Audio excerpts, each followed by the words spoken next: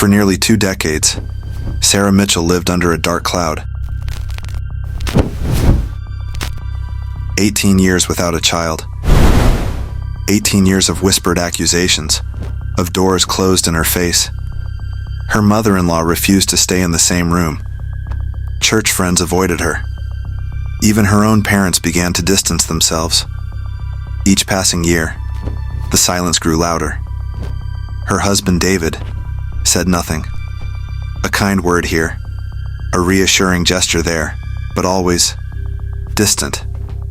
No one knew what he was hiding, but something was quietly unraveling behind their smiles. When Sarah sought answers, she faced whispers of curses, of spiritual failings, of blame. She didn't understand. Every test she took showed one thing: she was healthy. Yet the world treated her as if she were broken. Then, a single moment, a question from an old friend, a hidden document, sparked a truth that refused to stay buried. This is more than a story of heartbreak. It's a story about a woman trapped by assumptions, and the secret that would bring it all crashing down. Tonight, we uncover what they never expected, and when the dust settles, you'll understand why her silence became her power. Meet Margaret Johnson. She grew up in rural Alabama, sweet, bright-eyed, full of dreams. At 24, she imagined a life painted in simple joys, a loving husband, children laughing in a sunlit home, Sunday mornings at church. At 26, she married Daniel, a well-respected figure in their church community, thoughtful, apparently gentle, a leader in prayer and public praise. Early on, their life was sweet, a weekend picnic, playful whispers at family gatherings. But by their second anniversary, something began to shift. Year after year passed. No baby, no explanation, just growing tension. Margaret's in-laws started to whisper. First subtle comments, "Perhaps it'll happen in God's time." Then harsher words, "Maybe you've displeased him." Even her own mother began to wonder if Margaret needed spiritual cleansing. That whispered phrase haunted her.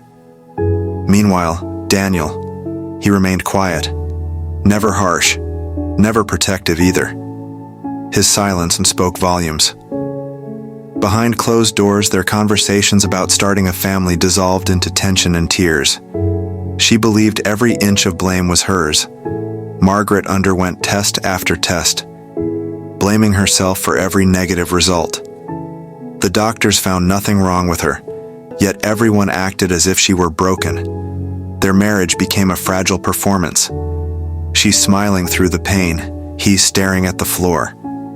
Margaret held on to hope and to silence. But tension in the household grew thick, heavy, suffocating. In whispers and glances, she felt her world closing in. Yet Margaret had no way to fight back. Not then. By their 10th year of marriage, Margaret had undergone every medical test available to her. Blood work, hormonal scans, procedures that left her aching. Still, every result came back the same, normal. But somehow, that wasn't good enough. Her mother-in-law began suggesting it out loud now. There must be a curse, maybe even a sin. Margaret's own pastor offered prayer, but then quietly hinted that maybe she hadn't forgiven someone from her past. She was no longer Margaret the wife. She was Margaret the barren. Daniel? Still silent, still gentle in public, but behind closed doors, a different man. He stopped speaking to her for days at a time. His anger never exploded, it just hovered, in cold meals, in ignored greetings, in the way he would walk out of a room the moment she entered. When she finally asked him to come with her to a fertility clinic, his answer was short. "I don't need to be tested. The problem's not me." And that was it. The conversation ended. So did her hope that he might ever take her side. Then came the bruises. Not black eyes, not broken bones. The kind of bruises no doctor can treat. Emotional ones. He would say things under his breath. "You're lucky I haven't left you." I could have had children with anyone else. You should be grateful I haven't taken another wife like the Bible permits." Margaret began to believe him, and with each word her world got smaller. Eventually Daniel started traveling out of town. Church conferences, he said, business meetings. But Margaret noticed the pattern. He always returned colder, and sometimes not at all. One afternoon while doing laundry, Margaret found a receipt tucked inside one of his dress shirts. It was for a high-end boutique, a baby boutique. The name on the card, "Congratulations, Danielle. It's a boy." She stood there for nearly an hour, still, holding the receipt. And then she knew. She was being betrayed in more ways than one. She didn't scream. She didn't confront him. Not right away. Margaret folded the baby receipt, tucked it into her apron pocket, and went about preparing dinner. That night she served his meal like nothing had happened. But her eyes never left him. Something inside her had shifted. The betrayal wasn't just in his infidelity. It was in the years of silence, the years of lies. Margaret realized something she had never dared to think. What if he had always known he couldn't have children? The silence made sense now. The coldness, the shame he let her carry alone. She needed answers, not just for closure, but for herself. Margaret called the clinic that had done her last set of tests. She asked them to print her file again. Then she asked something she'd never dared before, if Daniel had ever completed his testing there. "Ma'am, he came in once, 2006, but he never completed the testing. It was inconclusive." She hung up, heart racing, hands shaking. That night, Margaret pulled out every document she had saved over the years. Prescriptions, medical forms, even copies of Daniel's appointments. The timeline didn't make sense. Appointments canceled, lab visits unconfirmed, referrals unanswered. It wasn't just neglect, it was deliberate. Over the next few weeks, Margaret visited a new doctor, under a different name. She told him everything, her tests, her marriage, her suspicions. "If you want clarity, we'll need to test you both.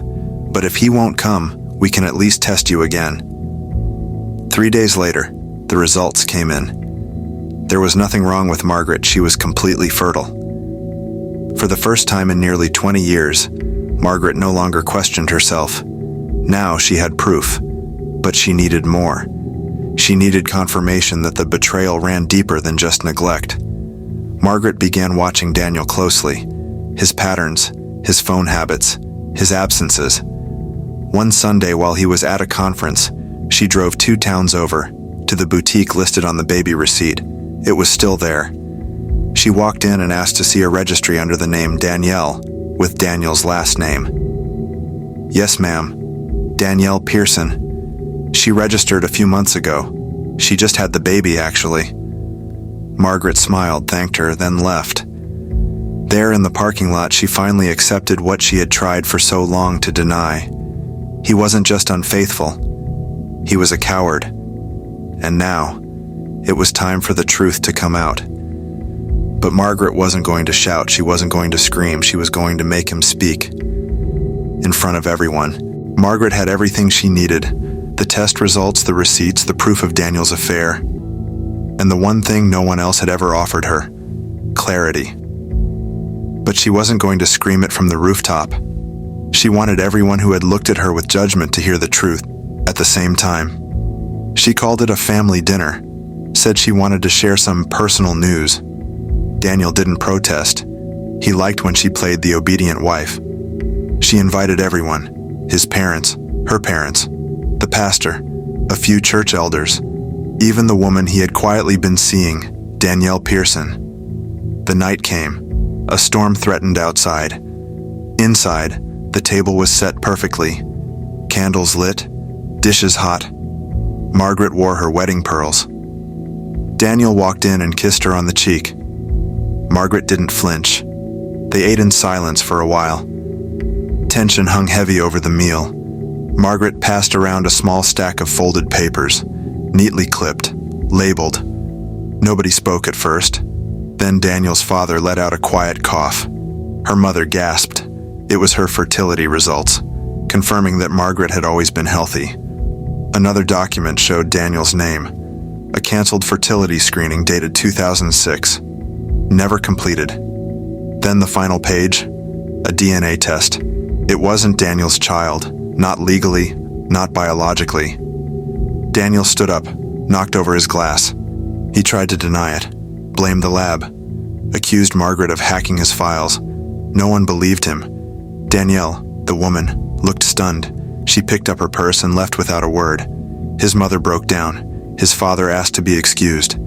The pastor simply said, "We'll be praying for you." Margaret didn't raise her voice. Not once. She stood up, straightened her blouse, and quietly placed a divorce letter on the table in front of him. Then she walked away. In the weeks that followed, Margaret filed for divorce and won. She presented documented evidence of emotional abuse, medical deception, and moral endangerment. The court ruled in her favor. She kept the house, received a settlement, and her name was cleared in every corner of that town. Daniel, meanwhile, resigned from the church board, moved 2 counties over, and faded. A few months later, Margaret shared her story anonymously with a women's wellness newsletter. It went viral in the region. She started receiving letters from other women who had also lived in silence, under the weight of false blame. Margaret wrote each of them back, not with advice, but with 3 words: "You are enough." Margaret never remarried. She didn't need to. She spent the next few years quietly reclaiming her life, one sunrise at a time. She adopted 2 children from foster care, not because she wanted to prove anything, but because love still lived in her heart, and always had. People in town began to speak of her differently. At first it was awkward smiles. Then it was nods at the grocery store. Eventually, someone said what no one had said in years. "You held your head high, Margaret. We were wrong." Margaret never responded with bitterness. She never needed revenge that screamed. The truth had done its work. She didn't win by tearing someone down. She won by refusing to let lies define her. She was never barren. Not of children, not of hope, not of strength. And maybe she was never really alone. Margaret's story isn't just about betrayal. It's about the quiet power of a woman who stopped apologizing for existing.